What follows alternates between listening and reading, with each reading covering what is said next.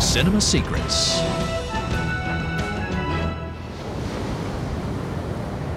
When it comes to brute force and pure chaos, nothing tops a cinematic storm for whipping audiences into a frenzy.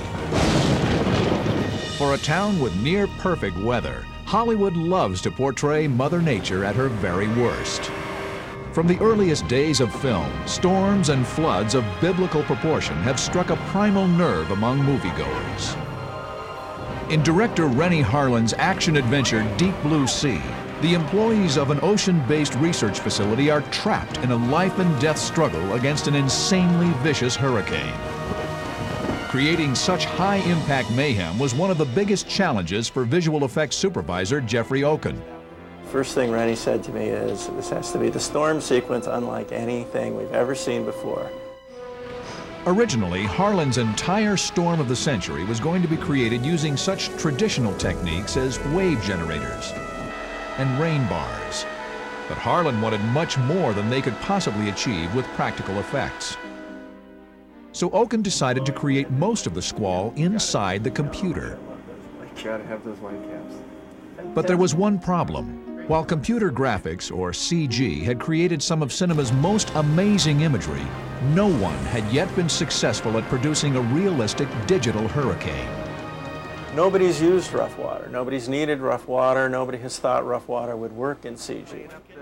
To go where no one had gone before, Okun turned to his friends at the digital effects house Flash Filmworks. You go to them and you tell them, this is the minimum of what I need, this is what it's got to do, this is what it's going to look like. God, please save me, I've got myself in another horrible mess. Flash Filmworks co-visual effects supervisor John Mesa was well aware of what they were up against.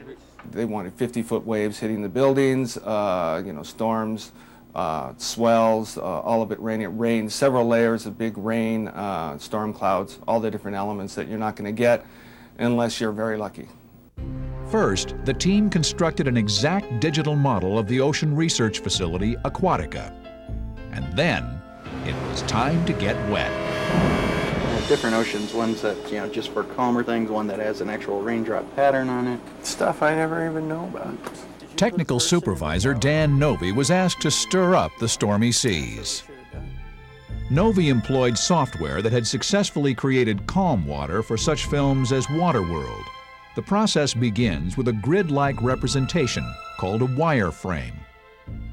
He worked with the software developers to control such variables as wind speed and wave height, enabling him to convert the calm water into a sailor's nightmare.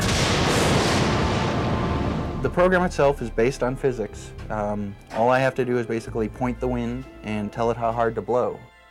While the software was able to whip up the giant swells that Renny Harlin was looking for, they didn't crash and splash with the force of real waves. For that, the Flash Filmworks team turned to Mother Nature herself. We'd listen to the surf report every morning, and instead of grabbing our surfboards, we'd grab our cameras. The team shot real waves crashing on the rocky California coast. In the computer, they were able to isolate the powerful white water turbulence and layer it onto their computer-generated waves at points of impact. Put it all together and you hit the button and the magic happens. Huge CG surf wasn't the only challenge. The team was also responsible for a torrential superstorm. Rather than drowning the set in a digital rain, the Flash Filmworks team resorted to some tried and true techniques. They set up a weather studio in a rather modest location. We spent probably a week in my brother's backyard shooting these different elements, including some rain. The effects crew used sprinklers, spraying down in front of a black background to produce different types of rain for the shots. They constructed walls and floors to match portions of the set from which sheets of rain were supposed to run off, and doused them in buckets of real water. These homemade effects played a big part in one of the most breathtaking scenes of the storm sequence, when a rescue helicopter crashes into the research lab. The collision was filmed on a stormless set in Rosarita, Mexico, using a helicopter suspended from a crane. Animation supervisor Ken Stranahan had the daunting challenge of placing the doomed chopper in a drenching downpour. To make something realistic, you really got to have that sense of depth, and that makes a dramatic shot. So one of the first things we did is we added rain on the surface of the platform down here, and these are simple rain speckles, you know, and that was a shot element. Next, he positioned sprays to chop up the smooth water surface and added multiple layers of the backyard rain that the crew had shot. From completely dry to soaking wet. This amazing attention to detail might not consciously register with many moviegoers, but the effects team knows quality is in the details. And you're there to enhance the movie, no matter what.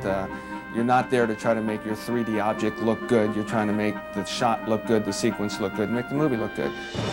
With the bone-chilling, magnificently brutal storm of Deep Blue Sea, Oken and Flash Filmworks have written a new chapter in Hollywood's long history of using weather as the catalyst for exciting stories. Thanks to them, in filmmaking, the phrase "rough water ahead" isn't so scary anymore.